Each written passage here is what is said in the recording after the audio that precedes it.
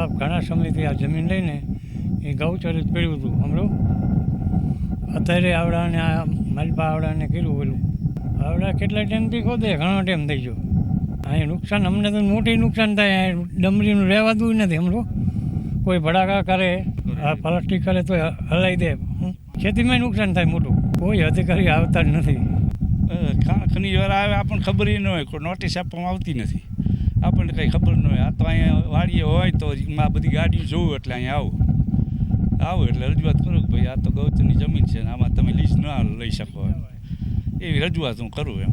બ્લાસ્ટથી નુકસાન જ થાય ને. આપણું અહીંયા મકાન આવેલું છે, હોય જ છે, એટલે આનો ધક્કો તો ઘણો લાગે. આમ આગે સુધી ધરતીકંપનો આંચકો જે આવ્યો ને 2001માં, એટલો ને એટલો ધક્કો લાગે. આપણે મકાનમાં નામ થાય હમણાં પડશે.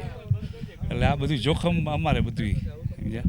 એટલે આપણને એ કીધું કે તમે છે ને આ નુકસાનની તૈયારી રાખજો મારી, બાકી નકર કીધું બ્લાસ્ટ ન કરતા. એવું તો મેં કીધેલું ઘણી વાર. આમ જમીન ગૌચરની જ છે, પણ એમાં પછી કંઈક ગ્રામ પંચાયતના ચોપડે કદાચ સરકારી પડતર એવો ઉલ્લેખ થઈ ગયો હોય ખબર નથી. એટલે આ જમીનમાં હે ને લીઝની તો આપણને ખબર નથી.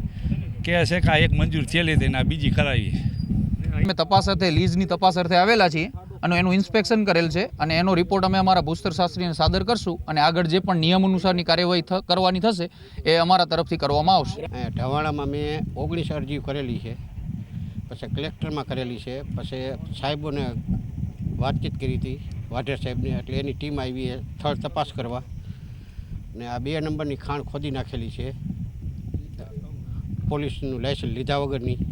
એનો પણ દંડ આવે એમ કાયદેસરની માપણી કરે. એટલે અધિકારી 2-3 ખેલા આવ્યા, પણ એ જે સાહેબ કલેક્ટર સાહેબ રજૂઆત નહોતી થઈ ને એટલે નહોતા આવ્યા.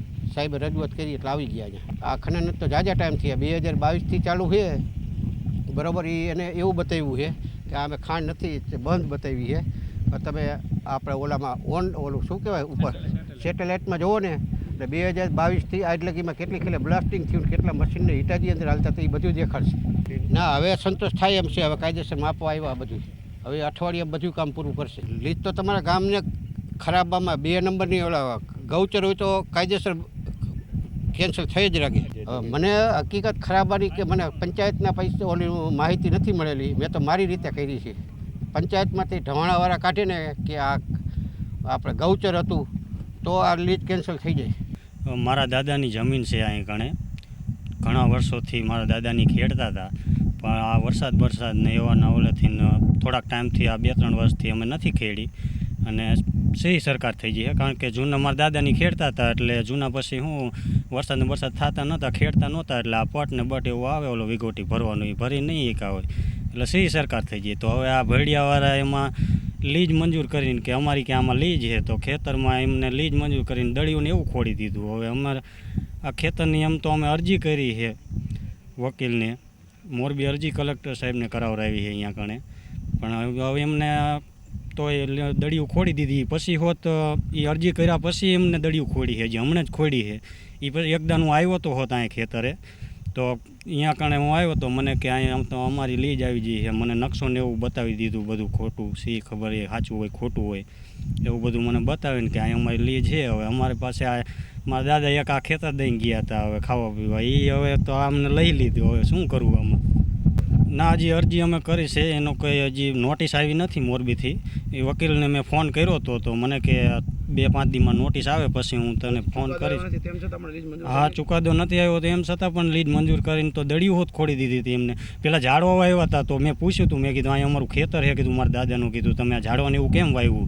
તો કે અહીંયા અમારી લીજ છે કે એમ કરીને પછી એમને દળિયું હોત ખોડી દીધી. અત્યારે અહીંયા ખેતરમાં દળિયું હોત ખોડેલી છે. આ ખેતરમાંથી ને મારા દાદાની ત્રણ ભાઈ છે, 3 ભાઈનું એમાંથી ગુજરાન ચાલતું હતું. કાંઈ અમારી પાસે કાંઈ છે જ નહીં બીજું. આ એક જમીન હતી ખાલી ખાવા પીવા મારા દાદાની, અમારી પાસે બીજું કાંઈ ગુજરાન જ નથી. અમે દાડિયું કરી, બીજું કંઈ અમારી પાસે છે જ નહીં. આ એક જમીન હતી મારા દાદાની.